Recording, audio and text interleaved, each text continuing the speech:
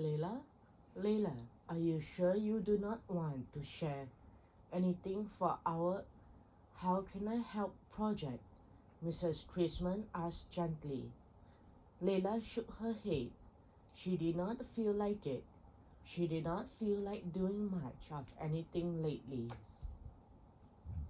Leila had an ache in her stomach that would not go away, the kind that lingered long through the day, even after she had had her fill of a delicious ice cream sundae. So much was changing.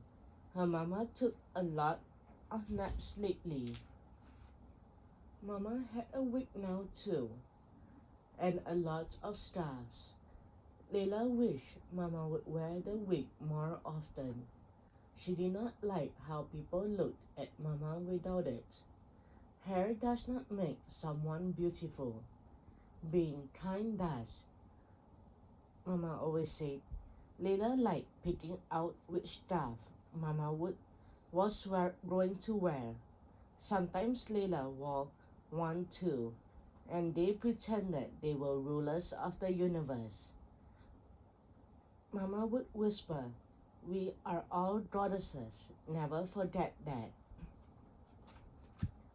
Leila had a lot of play dates. After school, she would go home with her friend Sloane. Sloane had a tent. They would sit in the dark and make wishes on the stars. Leila always wished for her family to go back to normal. One time, Mama was coughing so much she had to go to the hospital. Leila did not understand why Mama could not come home for 3 days, and she was really angry that Mama missed her solar system presentation. Leila tried to make the sick go away. She ate her carrots. She did her homework. She picked all her clothes off the floor. She even prayed, although she did not really know if she was doing it right or who she was talking to. One evening, Leila and her dad were eating dinner when Leila abruptly knocked over her glass. She stared at the water as it spilled over the table and onto the floor. Suddenly, she burst into tears. They would not stop. Leila felt Dad wrap his arms around her. He did not let her go. Dad was crying too. Leila said, "Sorry, Dad. I am so sorry. I do not know why I did that. Are you mad?" Dad kissed her and said, "Of course not. None of us are feeling like ourselves lately. You know what we need? We need to make some happy." "Make happy?" Leila asked. "Yes, the bigger the mess, the better," Dad said in a silly voice. "Right, Mama?" "That is right. Let us do it," Mama said while Dad put on some music. Leila watched with wide eyes.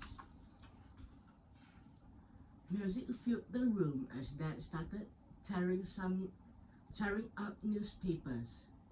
Leila's feet started tapping to the beat. Mama grabbed some pillows. "Leila, come and join in." They danced and twirled. They punched the pillows until the room was covered in feathers. It was the most dazzling mess Leila had ever seen. They looked at each other and started laughing. And then they talked long into the night. As Leila fell asleep between her parents, she felt herself floating. She drifted until she landed on the ocean. Her feet settled among the waves as she found her balance. It was silent. She was alone with nothing in sight, except one bird.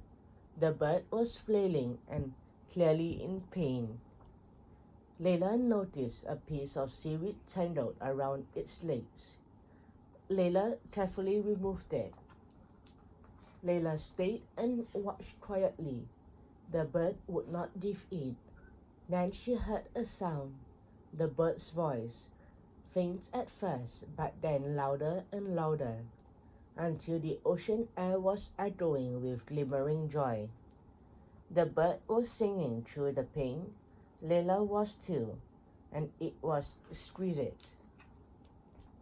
Leila woke up bursting with energy. The ache in her stomach was gone. At school, she raised her hand for the first time in weeks. Could I take a turn for How Can I Help project? Of course, Mrs. Christman said. Well, my mama is sick right now, and she has to rest a lot. I was thinking I had like to make a quilt for her. Thank you for sharing, Leila. That is such a thoughtful idea, Mrs. Christmas said. Could I help? John asked shyly. I like to help too, Dea said. Me too, Satya chimed in. How about we all help? What do you think, class? Mrs. Christmas asked with a smile.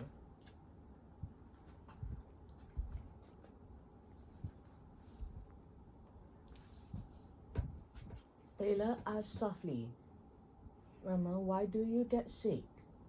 Mama answered, I do not know, love.